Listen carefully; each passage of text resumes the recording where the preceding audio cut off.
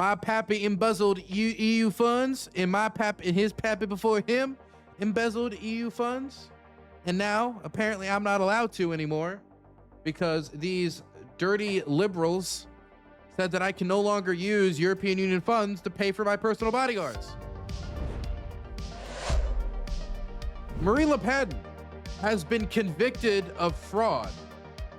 Now, the accusation, for those of you who might not have been paying attention, and you know, it would make sense because the way that the French far right was approaching this was in a very calm and like the way like Marine Le Pen walked into the meeting today, she was so calm, she was so like calculated. It was, and like the whole French far right seemed to be reacting to it in a way that's like, oh, this will be, you know, we'll go in, we'll go out, it'll all be done. But when it was over, she stormed out of the meeting. I don't know if we have footage of it. Here it is. She stormed out of the meeting before the sentence was done being read. She left. And the only like word that was reported that she said was like, or like somebody could hear her saying, and of course it just reported, was unbelievable. You know, which I mean, I don't know if somebody would lie about that, so I'll report it too. Unbelievable. Here it is though. Énorme campagne du RN pour dire... Même l'ambivalence du Conseil constitutionnel. Marine Le Pen en direct. Regardez ces images, bien évidemment. Normalement, the cameras were ready for her to like make a speech as she left, and they immediately just whoop, right past the cameras. And she went past the cameras, down the steps, out the building, straight into the car. So she did not engage with the press whatsoever. She seemed to be genuinely upset from all the footage that I've seen, and you can really like see the anger on her face. And she seemed to storm straight into her car. So she's not happy. And the reason she's not happy is because of what the conviction is. The conviction says that she cannot run for president for the next 5 years. And that's not something that can be appealed. That's done. It's over. She cannot run for president for the next 5 years. And on top of that, she's also been sentenced, I believe it was 5 years in prison, but then 3 of those years already served. And so maybe it'll be 2 years suspended. So maybe it'll be 2 years, but that is going to be appealed. She is going to appeal that. So she doesn't have to appear in a prison cell in an orange jumpsuit, which would probably be a little bit more humiliating than already this has to be. Now, whether or not she's actually going to get thrown in there or the appeal process is going to work, I do not know. We'll just have to wait and see. Either way, 4 years, 2 suspended and 2 house arrests. Oh, okay, I got you. I guess I misread that completely. Sorry, everybody. I reported a misinformation. Anyway, so 4 years, she was sentenced to 4 years, 2 are suspended, and 2 will be in house arrest. For the next 2 years, she is going to, if the sentence stands and it is not reversed upon appeal, she's going to be stuck in her home. And for the next 5 years, she cannot run for president. And the next presidential election in France is in 2 years. And that's in 2027, while France Nationale, her party, is actually leading in the polls. Now, leading in the polls in France doesn't mean that you're going to be the next French government, that you're going to be making the laws and pushing stuff forward. Because if you get, say, 27%, and the next party gets 25, next party gets 23, next party gets 19, next party gets 15, you know, you keep going down. And your party, even though you're ahead, is Front National, and the rest of the parties hate you. If you fail to make a government, then those parties can come together and make a coalition government. This is the parliamentarian system. And I think it makes some sense because if, let's say, 60% of the nation voted for left-wing parties, but 40% of the nation voted for right-wing parties, but a right-wing party got 30% of the vote, higher than everyone else, why should they be the one making the government? As a dude from the good OL California coast, you bringing up irate fishermen just gave me PTSD. We have our own angry Dungeness crab fishermen. You should see the rage when the state has to delay crabbing season lol. Oh my gosh, dude. The thing is, we got the blue crabs, okay? And you know, I like our little uniqueness here in Maryland with our blue crabs. It's beautiful. But yeah, do not anger the blue crab fishermen or the clammers. And let me tell you, the clammers are clammy. My God, man. I could still hear them yelling in my ear as I try to work in the Senate and pass out all the papers. At those, man, they did not care. They did not. Every time anyone said anything they didn't like, boo, Oh, you're supposed to be quiet as a church mouse in there. You're supposed to quietly observe. Nope. They were clamoring. Exactly. Okay. So, France Nationale is ahead in the polls. They're likely, according to the polling, if it stays, and of course, 2 years is an eternity in politics. But if trends continued, then they could have won the next election again in 2 years. And Marie Le Pen was ahead in that presidential running. So this does undercut her chance to be president. This could undercut France Nationale. But it could also, and this is the warning that people have been putting out there, have a boomerang effect. Come back and blow France Nationale up as people say, look, we're being prosecuted, we're being persecuted, we're being arrested, and she's being put under house arrest and stopped from running because they want to make sure that our values are not represented and they're repressing us and suppressing us. And that could have an effect of actually boosting them politically. I don't know if it would be enough for France Nationale to perform without her at the helm quite well and do better than they did last time. But the parliamentary elections are much closer than the presidential elections. And so I would say that we have to look at those parliamentary elections to give us an idea of whether Bordello, who is the younger 20-something twink that Marine Le Pen has trained up to be her, second in commando, coming in after her, whether he's going to be able to step up to the plate. I think there's age restrictions that need to be talked about a little bit, but whether he's going to be able to lead the party forward or who's going to lead the party forward, this is all being asked openly. It's there's a bit of a panic on the French far right. So why is Marine Le Pen being suspended from running? Because what I'm seeing online, if you look at Elon Musk, if you look at a ton of alternative commentary, if you listen to the president's son, if you listen to the people saying, oh, look, J.D. Vance was right about Europe, is the idea that Marine Le Pen has been stopped from running because she had a chance of winning, and so they're banning her from running because they don't want her to win. Now, what she's been accused of and now convicted of has to do with fraud of EU funds. So the way that it goes is not that she took the funds and directly engaged in fraud. The accusation is that France Nationale, the party, took the money that was allocated to its members in the European Parliament. Now, even though a lot of these parties don't want to be in the EU, they run in the EU so they can use the EU as a platform to bash the EU. But that also means if you're an elected EU parliamentarian, if you're an MP, you do get EU funds to things like, I don't know, purchase hotel rooms while you're working, stuff that is in relation, like, oh, I have to be here for a thing for the EU, so I got to purchase a hotel room. I'm going to use this for XYZ, stuff that's in relation to the parliamentarian duties as an EU representative. But if you don't really believe in the EU, then what are you going to really be using the money for? I mean, you could still use it for these duty, like hotel room when you want to go make a speech against the EU or go introduce legislation to reduce the power of the EU. But I mean, what are you really going to be doing with this money?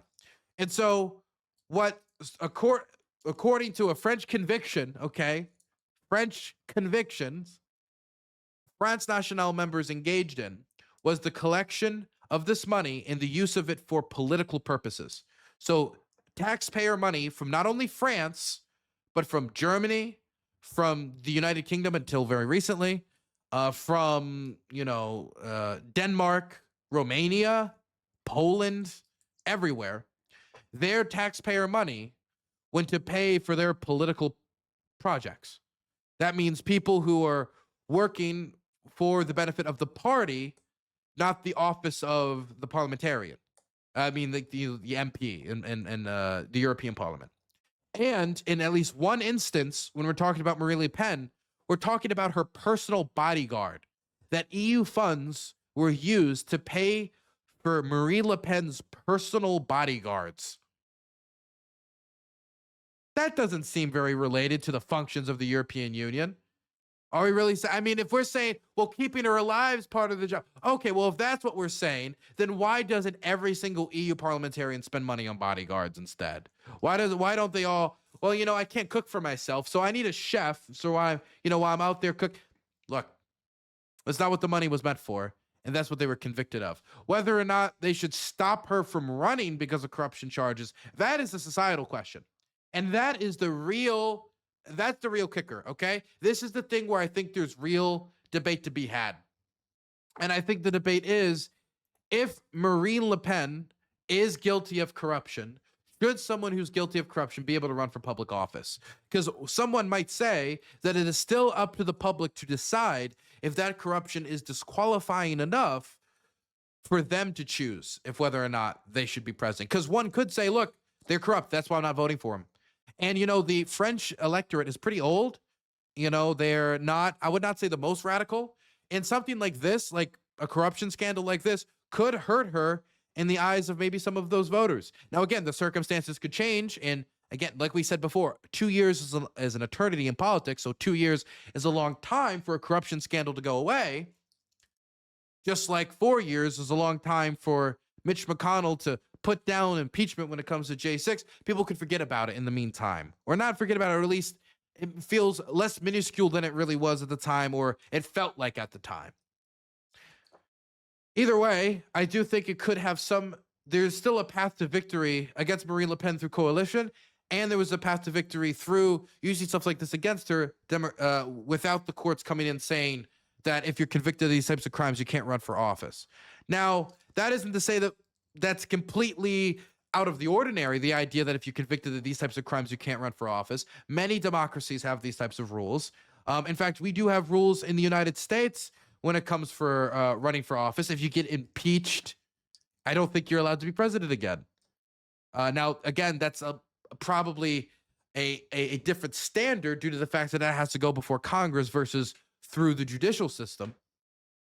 But one could say that the independence of the judicial system is what is integral for stopping people from running into the system, where public opinion could disregard certain necessary barriers, for example, guards against corruption, from protecting the state and protecting taxpayer funds, especially when it comes to EU funds, which that could penalize the entire country if those funds continue to be misappropriated and no penalties are dished out. So, you know, it's a little bit more complex, but I agree at least principally that there is a avenue of debate here. Some people disagree, and that's not to say that I'm not like, there isn't like a little leprechaun dancing in my heart a little bit at Marine Le Pen's misfortune, considering her historical close ties to Putin. But I just throwing out there the debate. Anyway, Daniel Friond of the Greens talking about Marine Le Pen's conviction in France.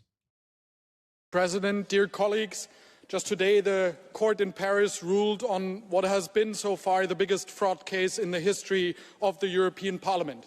4.6 million euros were embezzled, and this was not the doing of an individual, but the court actually speaks of an organized system. So things that you usually read in mafia case rulings.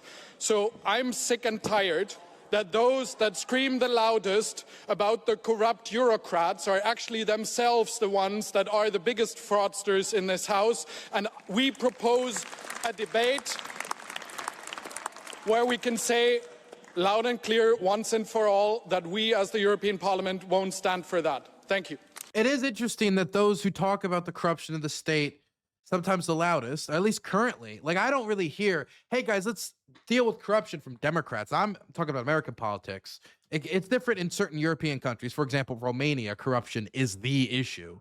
But it's like not something that dominates democratic language. It is something that dominates this idea of cleaning up a swamp, a deep state that's controlling stuff in a corrupt manner, and these people who are all this waste, fraud, and corrupt abuse, etc., and Doge is in to clean it up. This is a big narrative. But when you ask Donald Trump the type of politicians he respects, and I know we're pivoting a little bit over to Donald Trump, but this is of the same populist movement, and Marine Le Pen, Nigel Farage, Donald Trump, all these people would not even deny these ties and connections. When Donald Trump talks about these people, it's people like Viktor Orban.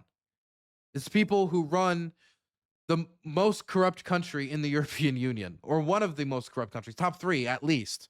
But it's regularly ranked as one of the most corrupt countries, with the misuse of state funds being so evident that it's like an open joke, to the point where the American ambassador is going to like construction projects that are being mismanaged and taking pictures to post with them on social media to be like, hey, look at this. That was during the Biden administration. It's a little different now.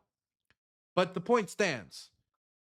I did actually want to read a little bit of opposition to this before we watch an interview with one of the people outside of Marine Le Pen that was convicted of this fraud plan.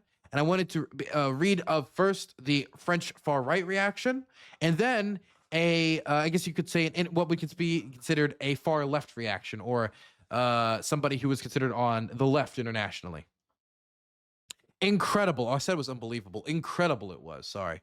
That was the single word uttered under her breath by Marine Le Pen as she stormed out of a Paris courtroom on Monday morning.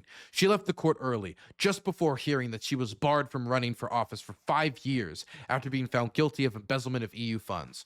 Without even waiting for the judge to pronounce the full details, the head of the National Rally knew. So I keep calling them France Nationale, but that's their own name. Their name is now National Rally. I just like them to remember their roots. Knew that her political goose was cooked. There would be no reprieve pending appeal. The bar on running for office was real and immediate. A 4-year prison sentence, of which 2 will be suspended, would be on hold pending appeal. But her political plans are dead. Le Pen's incredulity can be better excused, perhaps, in the context of the moment. A consensus had almost established itself across France's political world that this ultimate sanction by the court would not, in the end, take place. It was not just Le Pen's followers who said it. Her enemies agreed, from Jean-Luc Mélenchon on the far left to Prime Minister Francis Barrot in the center and Justice Minister Guérin Darminian on the right. But they were all wrong. The judge said the law was the law, and the law had in fact recently been toughened by the very politicians who are now complaining about its application to make the penalty for misuse of public funds very severe indeed. You know what this reminds me of? And I'm sorry to bring this up, and I'm sorry to keep bringing it back to Trump, but this movement's all connected, man. It's all connected. This reminds me of when Donald Trump enters the White House, increases the penalties for mishandling of classified data, and then proceeds to take war plans, take them out of the office, completely classified, and just like braggadociously show them to journalists, hide these articles from the National Archives. Now we're seeing what's happening with the signal chats. I don't know, it's memories.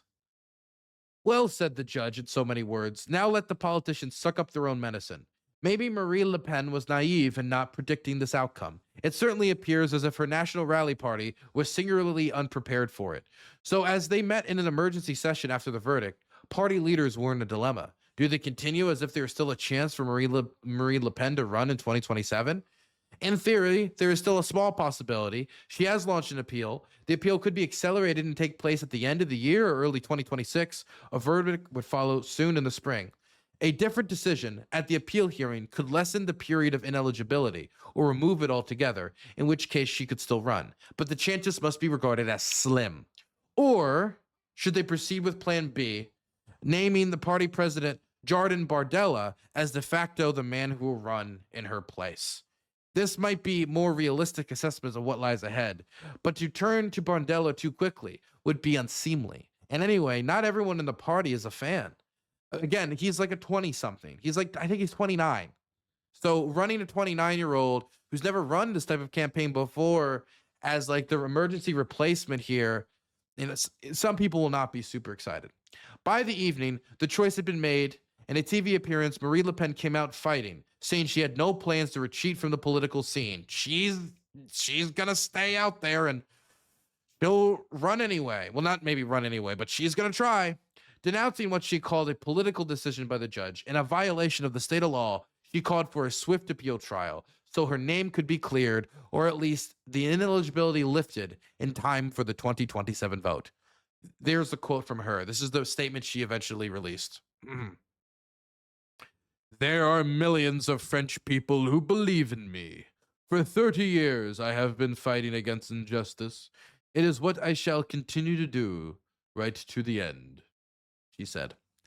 Fighting words, but in reality, the future looks very unclear, and there are many unanswered questions. What, for example, will the effect of the court decisions be on the RN vote? In the short term, we can expect an outcry and a boost to the party's support. Why? because what happened fits so neatly into RN narrative. The popular's right is a victim of the system. No one likes to vote for RN seriously holds it against Marie Le Pen for illegally. No one likely to vote for their party seriously holds it against them for illegally financing her party using EU Parliament funds. They all know that practically every French political party has resorted to similar underhanded methods in the past. By the same token, her draconian punishment, being banned from standing, they put it in parentheses, for the presidency, will be interpreted as a badge of honor, proof that she is alone in standing up to the powers that be. Longer term, though, the boost may not be so powerful. The truth is that Marie Le Pen is a huge asset to the RN. The battle-hardened, sentimental, cat-loving, tough-talking, long-suffering woman is held in affection by her supporters, who feel they know her personally.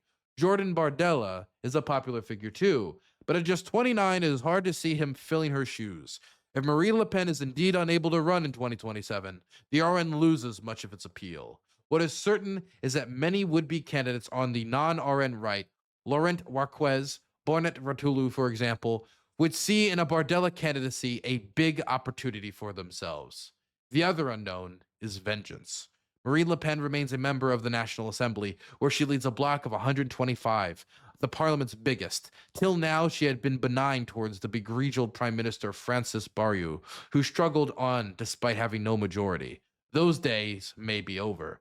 Why should we do any favors now? They would be saying at RNHQ. Why not bring the house down? This is a good job, Q. They produced this like 3 hours ago, right after the decision. This is a really good. This covers like every beat. We covered most of it, but it was a good summarization. Okay, now let's look at a different reaction. This is Yanis Varoufakis. When Turkey's courts ban Erdogan's front-running presidential opponent, the liberal mind rebels and rejects forthwith Erdogan's argument that the law is the law. When France's courts do the same, the liberal mind rejoices and parrots the law as the law. Mind-boggling hypocrisy. Now, I think maybe a better comparison would be Trump and maybe her, because then it's like we're talking about crimes that were almost certainly committed, but, it's a question of, whether or not they should be able to run anyway. But when we talk about Erdogan, we're not talking about somebody like, the mayor of Istanbul committed a crime and now he's being prevented and the people wanted to vote for him anyway. No. What we're talking about in the mayor of Istanbul is the mayor of Istanbul, 2 days before he was going to announce his presidency and register, he was arrested for planning with terrorists. And what that meant was that he negotiated with a Kurdish party. I shit you not. To talk to the Kurds and acknowledge their existence in a possible future Turkey and talk about what we can do. Well, by the way, his government is actually trying to negotiate with the PKK, by the way. That is, planning and working and creating schemes with terrorists. And so he's banned from running. He's arrested. He's dragged off. They say they're still going to run him. But obviously, if he's in prison, it's a little difficult. That is not comparable to this. It's not comparable. One, there's guilt. The other, there isn't. Now, of course, putting that aside, and why I don't like this comparison, and I think Yanis is underselling exactly what's going on in Turkey here by just saying the law is the law. In fact, he's almost, it would imply what Yanis is saying is that the DM party in Turkey is actually just like a bunch of terrorists, would be what Yanis would be implying here. Now, there is something to be said about the selective enforcement of the law, that some people have laws enforced against them and some people don't.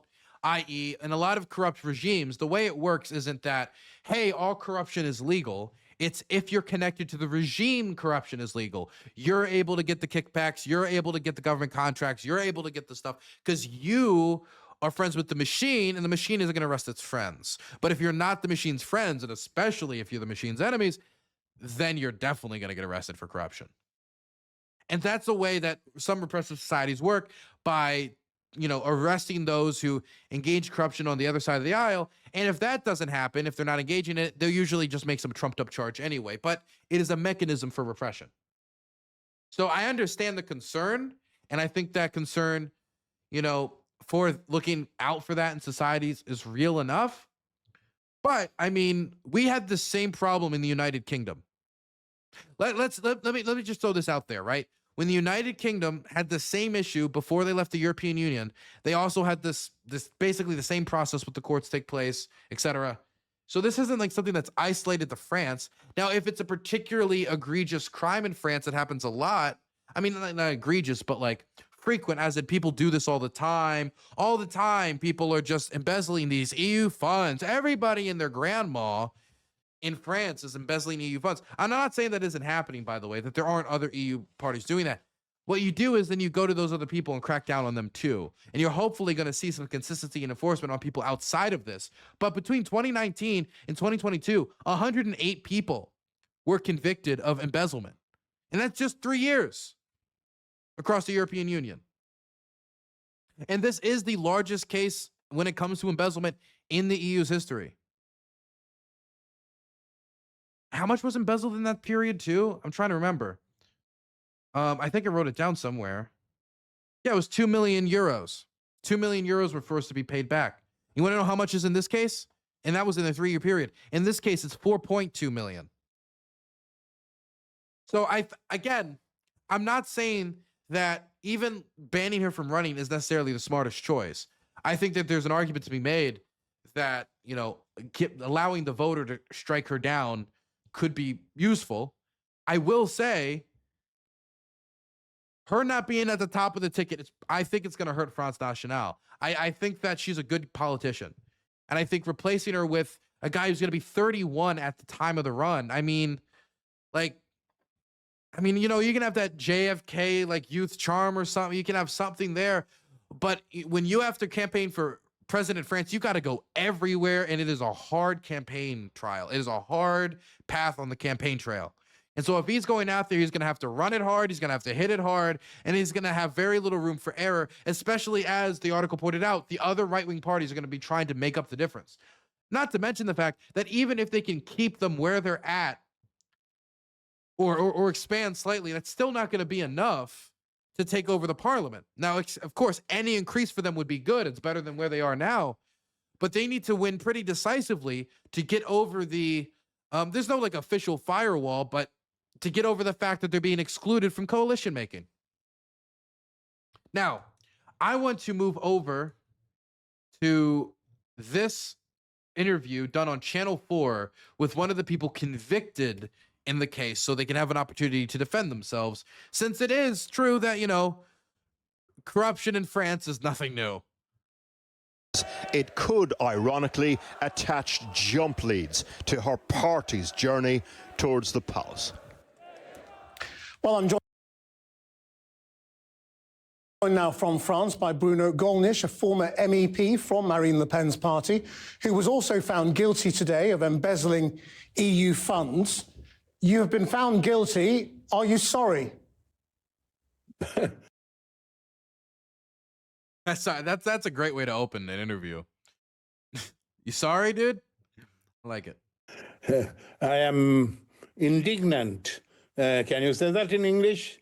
I didn't steal a single penny, nor a single euro. We only had assistants. They were paid. The job was obviously to help us and to help our party. It was absolutely, how would I say, customary in the European Parliament, of which I have been a respected member also in opposition, during 30 years. And this judgment is absolutely unbelievable. First of all, it's all rules of law, the true rules of law have been violated. And first of all, the principle of separation of the judicial and legislative, can you say that in English? I'm sorry, my English is getting poorer and poorer. But this is a fundamental principle of our constitution and of yours, by the way. The judicial have nothing to do with the business of parliamentary assistance. But the law that was stated by the highest authorities in constitutional law of our country, said if would the judge do so, they infringe the work of the parliament, of the members of parliament themselves, and that's what happened. But the law is the law. You may not have benefited from this money personally, but you misspent it. You claimed it for one thing, and you spent it on another. The money was intended to be spent. Well, the money was intended to be spent on people working in the European Parliament, and instead it was being spent on party workers. In some cases, people who weren't even political, but was a bodyguard in Marine Le Pen's case. That is a misuse of public money. French public, British public as well in those days.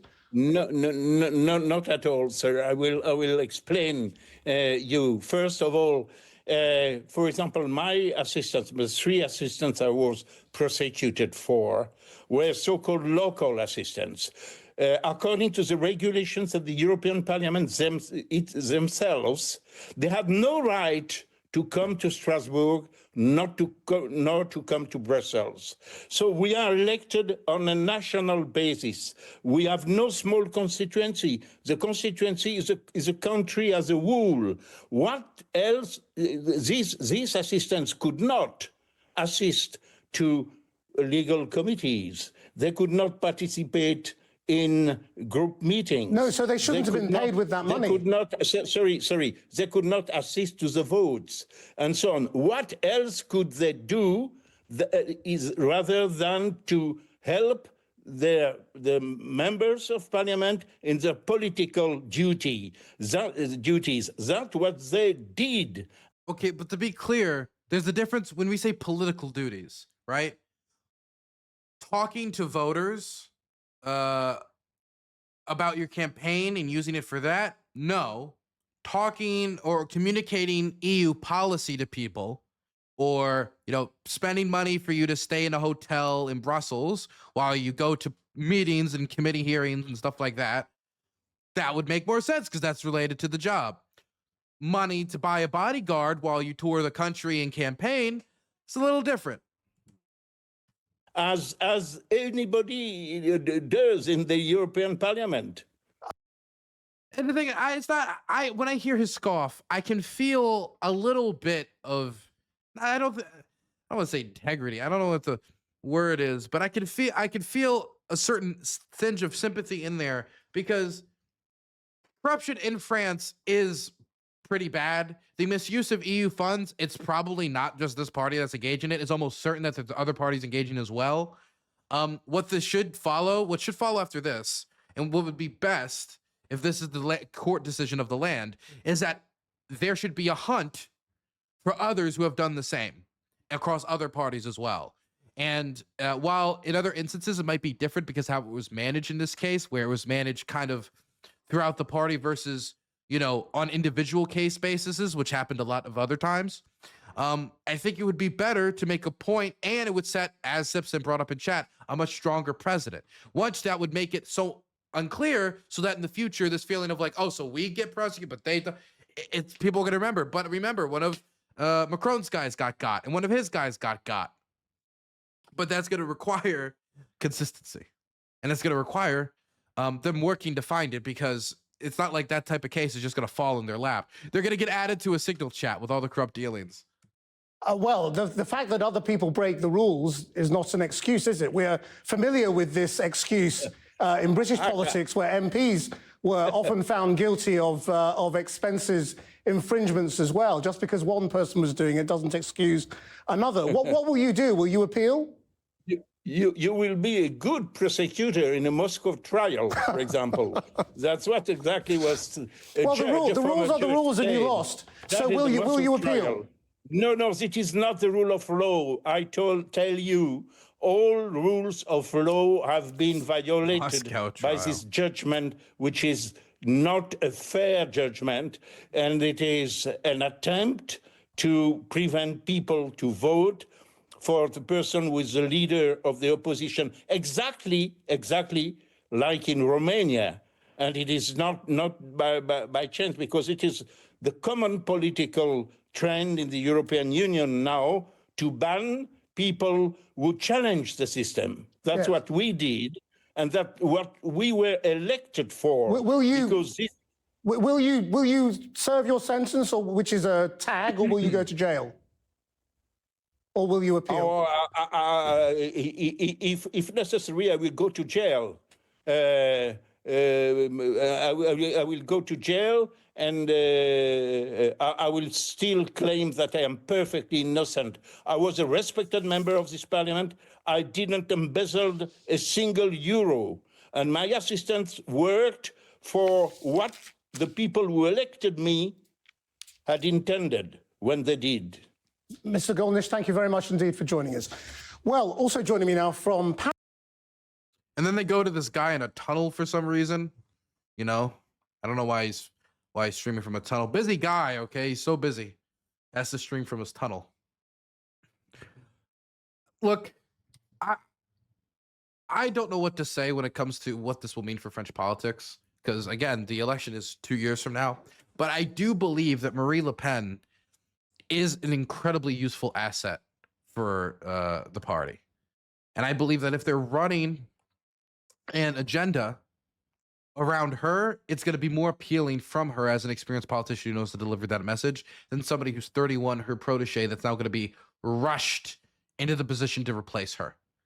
If he is the one chosen. Because again, that's why I can't really predict 2 years from now, because it could be in the next year he gets consumed alive, and then the year after following that, they run somebody totally different who might have more experience and maybe won't perform as well as Marine Le Pen, but maybe performs decent enough, or who knows. But the French far right is going to get a boost in the short term from this, as the article said. And the next parliamentary elections in France, one second, is possible. It says 2025 at the earliest, June 2029 at the latest. Thank you, Wikipedia. But I mean, I doubt. Oh yeah, because then they can call new elections. They can't be within 1 year of each other. Either way, though, 2 years is a long time to wait, so we won't know for sure. But she is a huge asset, and if she really cannot run, it's hard to imagine how the party can launch itself into power without the woman who designed that launch. The catapult.